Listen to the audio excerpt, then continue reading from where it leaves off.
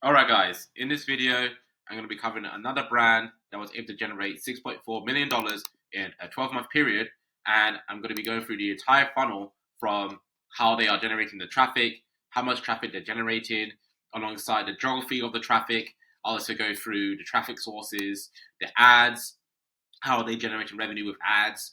I'll also go through the website, how they are optimizing the website for conversions and revenue as well. And I'll also go over the email marketing strategy that they implemented. So watch the video to the end, you'll gain a ton of value. And if you're a brand owner and you're looking to scale, maybe you're having trouble with ads, maybe you're having issues with getting your email marketing in place and actually scaling holistically, then you can potentially work with me one-on-one where I can consult you on all of this. And I've been able to generate results such as this, where I've been able to scale brands past $385,000 in a 60-day period. And basically, I'll show you how you can go ahead and scale your brand by almost double, right? Depending on the situation that you're in. So you can go ahead and book in a call below where we can go over solutions, right? But yeah, you can see that I've been able to help brands out $64,000 a single month, $70,000 in 30 days, $385,000 in 2 months, right? So the strategies I'm going to go over works, and it's just a case of you executing it with my help. So let's get straight into it, right? So this brand called Daisy, uh, they are a jewelry brand. They have been basically promoting jewelry products since their inception, which was in the sort of 2010s, and now they've been able to generate $6.4 million in a year period, right? A 12-month period. And basically, I'm going to go over how they able to generate traffic, right? So you can see here, they able to generate $125,000, or generate 125,000 monthly visitors rather, and that's a lot, right? That will correlate to hundreds of thousands of dollars every single month in revenue, right? Which will equate to $6.3 million in a 12-month period, right? So you need to be bringing in a good amount of traffic to the website in order for you to generate the revenue. It makes sense, right? It's basically a numbers game. For example, like I mentioned, this brand that I helped generate $385,000 in a 6-day period, they had generated 445,000 visitors, right, in that 60-day period, which works out to be 80,000 monthly visitors. So that's the type of numbers that you need to be hitting, right, and the amount of traffic you need to be generating. So you can see Daisy London generates more than that, so they're easily generating upwards of 200K a month, right, 300K a month even from that.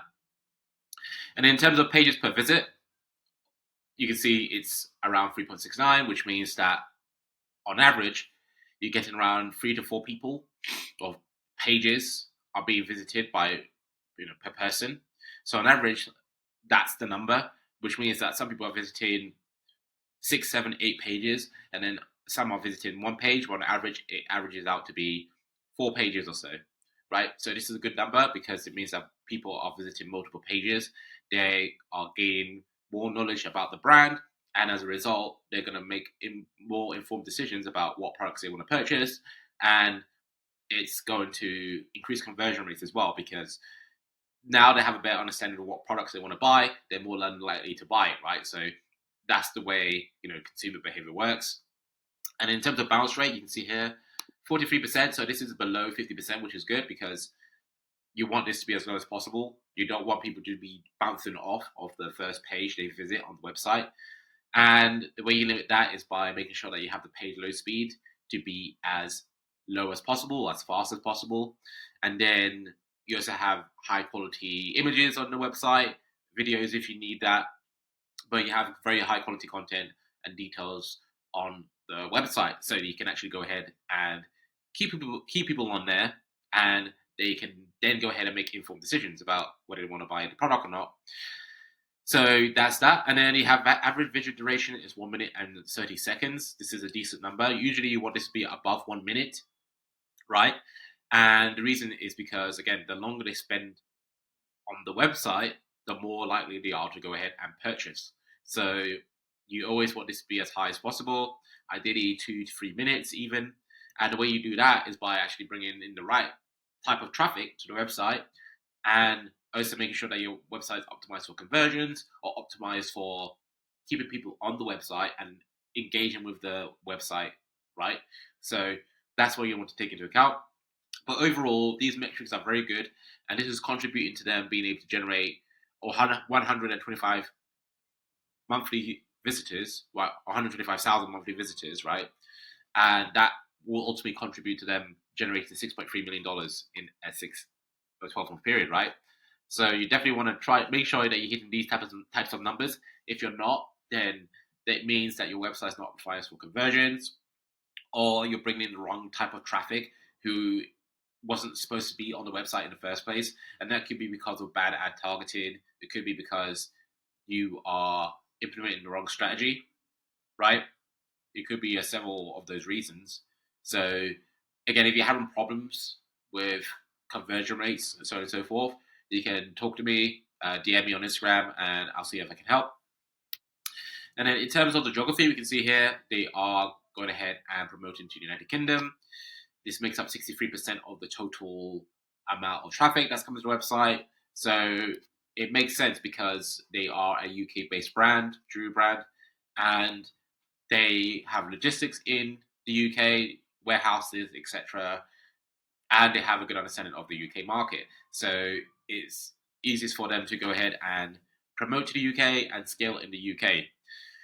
And then followed by United States, which makes up 5%. So it seems that they're not actively targeting the United States with ads, and it makes sense, right? They're clearly focusing on the United Kingdom.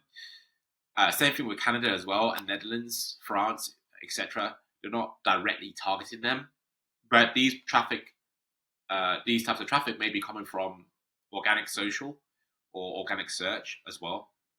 So they're not actually paying for these visitors.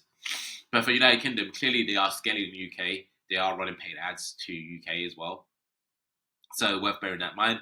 As I recommend in other videos, I advise that you go ahead and target one country first, whether that's your home country, most likely, or the United States. As long as you have good logistics in that country, then you can go ahead and scale in that particular region if you're seeing good profitability. And then after you have reached a certain point, you can begin to expand into other areas, right? Other regions, other countries, and that is one of the easiest way to grow the brand. So that's what can be done. And then in terms of traffic sources, we can see here that 48% of the traffic is coming from direct and 40% is coming from search, right? So in terms of direct, this is usually the highest because a lot of this constitutes of search traffic, which it hasn't been tracked or classified. And the same thing with social traffic as well. Traffic that hasn't been tracked or not identified will automatically go into direct or be classified as direct. So that's why this is usually the highest. And they have search. Search is basically traffic which includes organic and paid search. Now, this brand is relying on organic search as well as paid search, as in Google Shopping and so on. So that's why this is higher than most brands. But you can generate a lot of organic search from direct and social referrals, etc. So these are people who are going ahead and searching for the brand online, or maybe they see the brand's ads online as well on Google or Bing, etc. Search engines, basically. And then we have social, which is 5.33%. Again, this is basically going to be the case because this is desktop data. If this was mobile data, this would be a lot more than this, arguably around 30 to 40% of total traffic on mobile. And it's important to note that mobile data or mobile traffic constitutes of 80% of total traffic. So that's usually the ratio. And with that, you can expect social to be a large portion of that. So social is very important for a large number of brands and is what's contributing to them being able to scale. So very important that you do social ads, which I'll cover just now, right? So now that we covered the overview, now we can see how they're able to generate $6.3 million in a 12-month period, right? Or 6.4 million, right? So as I mentioned, the ads very important. And if you want to scale quickly, ads is the best way to go. I previously had recommended doing organic marketing. You should still do that. But the biggest bang for your buck is going to come from the ads because you're able to reach out to your target customer very quickly and not have to rely on algorithms from the social media platforms, which you can't really control as much as you would want to, right? Because you may post a piece of content, but you're not sure how much likes it's going to get, how much engagement it is going to get. You don't know whether or not it's going to go viral, and as a result, that causes a lot of uncertainty, inconsistencies as well, right? With the prospecting that you'll be doing with the organic marketing, and so that's not going to be a reliable source in order to generate revenue and visitors to the website. So if you want consistent uh, sort of spends and traffic come to the website, and alongside that revenue, then you're going to want paid ads, right? So in this case, that's what Daisy London is doing, right? The jewelry brand. They have different types of ads that they're running. You can see here they're featuring models wearing the products mostly, right? So you can see here they have one model wearing the product. They say designing luxury jewelry so to make you feel good since 2009. So very simple. It's not going ahead and writing massive pieces of copy, but they are showing off model wearing the product, which is going to be what attracts people to the website because they are buying the product or they'd be looking to buy the products, right? So you can see here they have the model wearing the jewelry, and they say discover Daisy. So this is more like a top of funnel type of ad where you're targeting people who have never heard of the brand before. So this is something that you can try and do with the brand logo in the image, and then you can have a slogan here and very simple copy, right? It's nothing too elaborate. So you can try that and see if that works. Given that this is an active ad, it seems to be working for them. So that's very interesting. And then we have another ad here where they are promoting the fine collection that they have. And again, this is a video. So not only are they testing images, they're going ahead and testing videos, and they're trying to diversify the creatives that they're using. And that's very important because you want to go ahead and basically reach out to different parts of the target market so that they can become resonant or build resonance with the brand, and as a result be more than likely to purchase, which will help with the brand scalability, right? Because if you're just using one type of ad or one type of image, then you're limiting yourself from being able to resonate with a large group of people, because usually within, for example, this industry or this target market where they're targeting younger women who are interested in jewelry, right? They are a diverse group of people. So you want to cater to as many types of people in that audience as possible. And the easiest way to do that is with creatives that cater to those different types. And that will involve some market research. If you're a brand owner and you are a member of your target market, then this will be a lot easier for you to understand. But if you're not a part of that target market, then you would have to do extensive market research and see, oh, what are the sub demographics of my target market, and then from that point onwards, you can understand, okay, how do I target these certain types of people, and from that point onwards, you'll be able to know exactly what ads will resonate with different types of the target market, right? So again, that was market research, and that will help with making the creatives. And again, I help out with all of this as well in terms of what creatives to use for the ads, and essentially know what's working best in terms of generating the maximum ROI and scalability. But yeah, you can see they're using videos. And then I have another one where they have like an image version of this ad here with the same model wearing different products. They have a different background as well. And they're using a different ad copy. You can see this one was fine jewelry designed by one day in, day out, whatever the day looks like. This one saying, feeling like you're about to explore 14 karat gold jewelry featuring diamonds, sapphires, and freshwater pearls. So they use a different copy, which can be good. Again, a lot of the leverage is going to be placed on the creative, where that's where a lot of the results are going to come from, because people are reacting more to the creative than they would be to the copy. So it's very important to focus on that and to split test the creative first. And you can see here, yeah, they're using a very similar format to this one, where they have the model, they have the logo, and they have sort of the fine collection, 14 karat gold, and yeah, they basically using the same text captured on the image. So that's how they're doing that, and it's clearly working for them. And that's something that you want to replicate. And then they have one here where they have the model wearing a different product in a different angle, and they're promoting a different collection, right? They're promoting Estee Lalonde, right, collection that they have here. And yeah, that's what they're doing. And you can see how they are basically diversifying their creative, because Meta ads nowadays relies heavily on the creative. I would say upwards of 80% of the leverage is going to come from the creative. So you definitely need to be focused on that. And again, I help brands out with that. So if you need help, maybe your ads are not scaling, maybe you have issues with ROI, maybe you're not sure what to do in terms of trying to feature new collections or products, then you can go ahead and DM me. We can book a call below, right? So that's the ads. Again, I would have gone over the organic marketing, but that's not really within the scope of this video. And again, I'm recommending to you the best strategy in going ahead and scaling, right? Then once the traffic from the ads comes to the homepage, they will be greeted with an email pop-up, right? So this is very important as well, because it's not enough to just run ads. You also need to go ahead and make sure you're pairing it with a highly optimized website and a sort of a strategy where you're able to collect customer information, right? So you can clearly see that's what Daisy London is doing.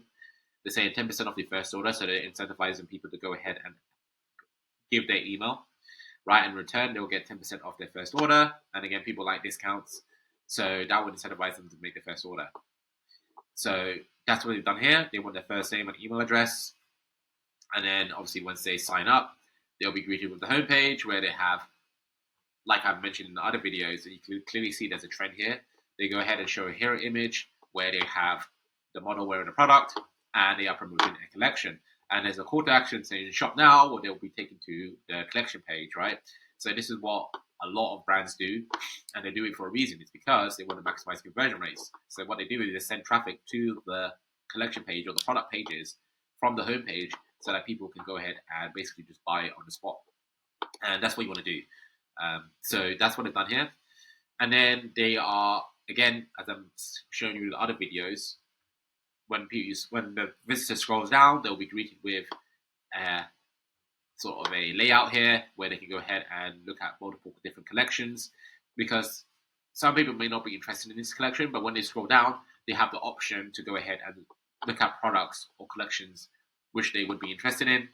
So that's what they're presenting here. Very powerful, and I recommend that you do that as well. And then when you scroll down again, you'll see bestsellers. So again, you can see that they are going ahead and promote bestsellers. So people will be taken to the product page and they can go ahead and buy from there. And it's very important to showcase your bestsellers, because you want to maximize conversion rates, especially for people who have never heard of the brand before. And the best way to do that is with bestsellers, products that have been shown to sell the most, that attracts the most attention, that works the best in attracting new customers. So you definitely want to be promoting that, and that's what they do. And then they go ahead and promote other collections as well. Here, they say save 10% on sets, so they are showing a promotion here. And in regards to gifting, again, this is applicable to the jewelry industry. It can be for any other industry as well, like health and beauty. But you see, for this jewelry brand, they're going ahead and promoting gifting, which is very important to a lot of the target market. So they understand that. And then they are promoting other collections, so on and so forth. They continue to do that. And then they have reviews here, very good.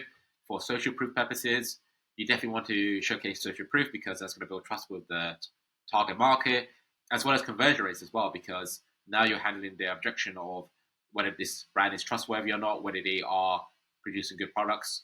So you can clearly see here very easily that they are producing good products, that they are trustworthy, and that a lot of people have bought from the brand, and that will import a lot of trust into the target customer, right? And then there's an option to go ahead and enter their email, but if they haven't done that already. So you can see how they did the homepage. And again, as I mentioned in other videos, you're not going to be able to create this with a standard Shopify theme. The Shopify themes are not designed for that. And if you want to stand out in the market, you want to go ahead and make a custom theme. And the way you do that is work with a developer. Again, I help brands out with this, because it has to be done in the right way. Otherwise, you'd be spending thousands of dollars on website, which could have been done for a fraction of the price and actually produce a better conversion rate. So again, book in a call below if you need help with that. And most likely you do, because if you want to scale your brand, you definitely need to have a highly converting website that follow these best practices. And once you do that, you'll be able to multiply your conversion rates. And when you start generating a lot of traffic, like this brand has, 100,000 monthly visitors, that increase in conversion rates will be the difference between you being able to do a 4x ROAS or even an 8x ROAS, right? You'll be multiplying your ROAS as well.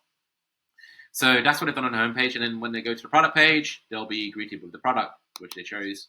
You can see here that they are presenting one of their products on a white background. Sometimes brands do on a gray background. It doesn't make too much of a difference. So you can split test that, but you definitely want to have clear images of your product so that people understand what they're buying. And a lot of the time, we see a lot of brands who are struggling, they're not able to do that. And that will massively hinder their conversion rates and their return on ad spend, right? So you definitely want a high converting image, right? You can have lifestyle shoots as well. Make sure you have multiple of them so that people understand the different angles, how it's used in different applications. So you definitely want to be doing that. And then you can see here, they have the information about the type of gold that's being used. Again, that's going to help with conveying the perceived value of the product. Then you have a sticker add to cart here with the price on the side. You can see the way it's priced. It's under £400. So that's going to convey a different type of feeling in the customer. If they price that for £100, that would be a lot different than if they price it £399, right? Because when you price it with a 9 on the end, it's perceived as much cheaper than it would be when it's priced at £400. So it's something that you want to take into account. It actually can increase conversion rates if you price it at $399 compared to $400. So that's very interesting, right? And then they have description, details, delivery. So they go into more detail about the product. You definitely want to do that, especially for higher price items, because you need to go ahead and justify the price. And that's what they go ahead and do. They basically say, oh, it's made with diamonds, 14 karat solid gold, which is high quality materials, right? They go ahead and mention about the GM sustainability certification, right? And that's ultimately going to convey a high perceived value in the product, right? And they also mention it here as well. You get 2-year warranty, free delivery as well. And they go ahead and mention what do the customers say. So they're trying to, again, convey social proof or try and induce social proof in the target customer. So people can go ahead and read more if they want to see reviews. And then they go ahead and recommend other products as well. You can always see there's a sticky add to cart here. So as people scroll down the page, they'll still see the add to bag button. So they can go ahead and add to bag anytime they want. This will help to maximize add to cart rates and conversion rates, because it means that people don't have to scroll back up to the top of the page to add to bag. So that will reduce friction. And then we have, like I mentioned, the product recommendations. This will help to increase average order value because now they're recommending other products. And if a particular person is taking an action, they're more than likely to repeat that action if being prompted to do so, right? So that's what they're doing here. They're recommending other products so that people can add more items to their basket. And if they do that and they purchase, it means that they are buying more per order. And that's going to be beneficial for the brand because now they're making more profit per order. And they're also increasing the lifetime value of the customer. And then they go ahead and show other items as well. Here you can see they have a model wearing the product, and that's going to help with conveying the value of the product as well. They also showcase other perks such as lift-free gift packaging, buy now, pay later, recycled materials. So that's supposed to go ahead and attract the target customer as well to go ahead and purchase, because now they can benefit from these perks. Right, free delivery, 2-year warranty. So they're trying to make it as easy as possible, give it as many reasons as possible for the target customer to go ahead and purchase, right? And that's what you want to do, right? When you create your product pages, because if there's a reason why they will not purchase, they will not purchase, right? They need to have all their objections handled before they make this buying decision. So that's what you want to do. So that's what they've done. Now, again, you definitely want to make your product page in a similar fashion, right? Featuring all of these different things, and that will guarantee to maximize your conversion rates. You can't really do this with the Shopify theme.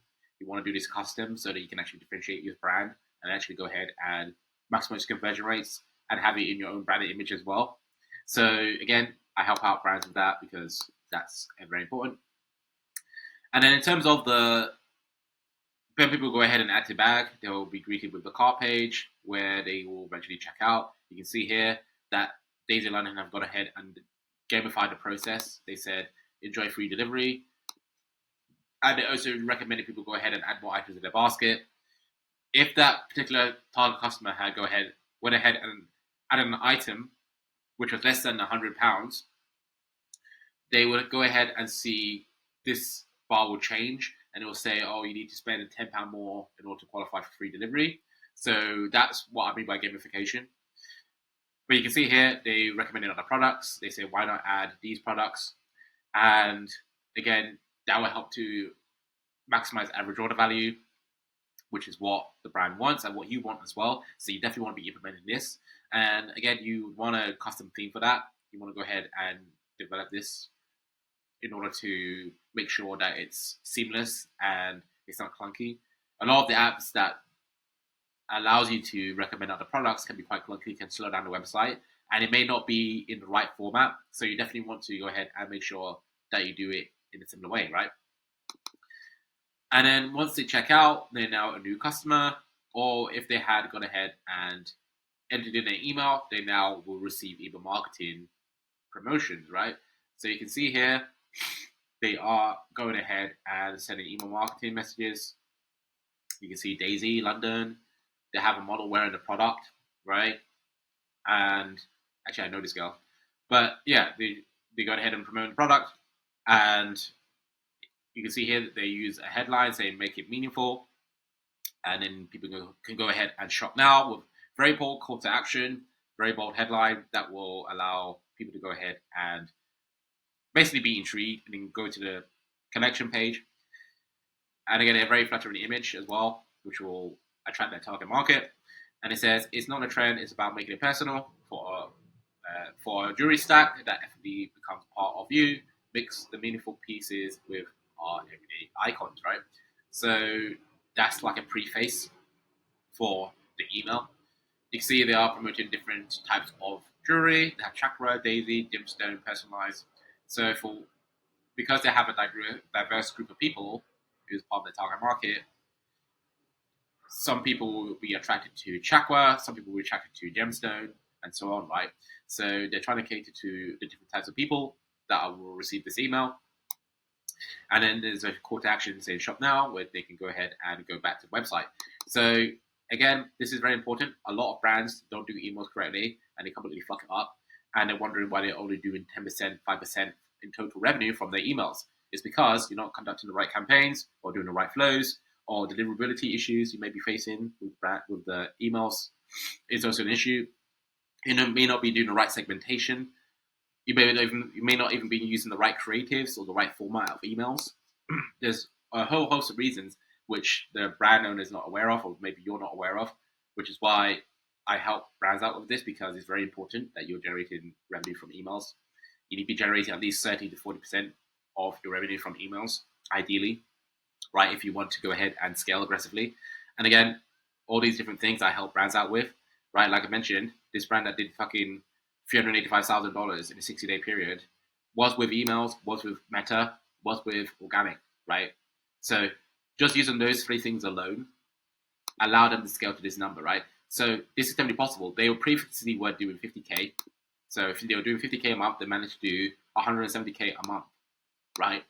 With this strategy I've just gone through right now, right? And then this also including email marketing as well, because the people that come into the brand, they're not going to buy the first time, or they may need some extra touch points in order for them to make a buying decision. So the easiest way and the cheapest way to do that is to collect the customer information, right, or their details, and then go ahead and remarket them in the back end. So that's what we basically did for that brand. And that's clearly what Daisy London is doing. Because why the heck would they collect people's emails, right? Why the fuck would they do that? They're doing it because they want to go ahead and remarket to these people, right, with tailored emails promoting their jewelry products. And what happens after that, they'll go back to the product page, right? They'll see the products and then they'll go ahead and add to cart, they'll check out, and then they'll become a new customer, right? Or if they bought again, or they already bought already from the brand, they'll just come back again. They're now building customer loyalty, or you're building customer loyalty with them, and they'll buy for the second time, and then again they'll buy again for the third time, right? They'll receive more emails. They may even get VIP perks as well because they keep buying from the brand, right? That's another thing they should be doing, sort of like loyalty programs. But that's what that's what Daisy London's doing, and that's what a lot of the brands are struggling not doing, right? This is how they're differentiating themselves because they understand how much it costs for them to acquire a customer, right? And they understand the lifetime value of their customer as well. So the delta between those two numbers is the profits that they can generate and how far they can scale. So that's how they're able to generate 3.5 million. Or actually 6.4 million rather in a 12-month period, right? And they're rapidly scaling because again, there's no way they can't not scale. If they're bringing in customers for a certain amount and they're able to get them to buy again and again, then and as long as they understand those numbers, they're going to be able to scale, right? Spend more money on ads. They're already spending a fuck ton of money on ads, right? They're running a lot of ads, and that's contributing to them acquire new customers, and then the emails take care of them being able to retain those customers as well. And again, a lot of brands are not doing this. They have no fucking idea, right? And they just do whatever. Like there's no strategy behind what they're doing, and they're wondering why they're stuck at 10k, 20k, 30k a month, and why they're not able to get to 100, 200k a month. And that's the main reason, right? They don't have a holistic strategy which they're implementing, like the brands I've worked with have implemented, right? And they're not going ahead and making it sustainable, right? They may even have good products, but they're not implementing the right strategy. They're not going ahead and looking at the fine details, which, given that they're a brand owner, they may not have the time to do or the expertise on how to do it, right? Which is understandable, but you need to be working with somebody who can help them to do that, which is what I'm actually doing this video for, because I understand this and I'm extremely certain that I can help you right out. Again, you can work with me one-on-one. You can book in a call below, or you can DM me on Instagram if you have any questions, right? Because I work with brands right now, which I'm doing pretty much the same strategy with, and they're scaling like crazy. So make sure you do that. Again, if you enjoyed this video, make sure to give it a like. Make sure to watch my other videos as well, where I go into more details about how other brands are scaling in a very similar way, so that you understand the frameworks that's allowing these bigger brands to scale. Because everything is deliberate. Nothing is accidental in what they're doing. From the website, from the ads they're using, you can see they have very particular ads that they're running. And they have all these different types of creatives. They have these different types of creative because they fucking understand the implications of doing so, right? And then the emails as well, right? Everything is very deliberate, very particular, right? Everything has meaning. So if you are not in that position, right, or have that sentiment, then you definitely need to work with me, right, one-on-one. So book in a go below, DM me on Instagram, whatever you need to do, go ahead and take action on this, and I will see you in the next video.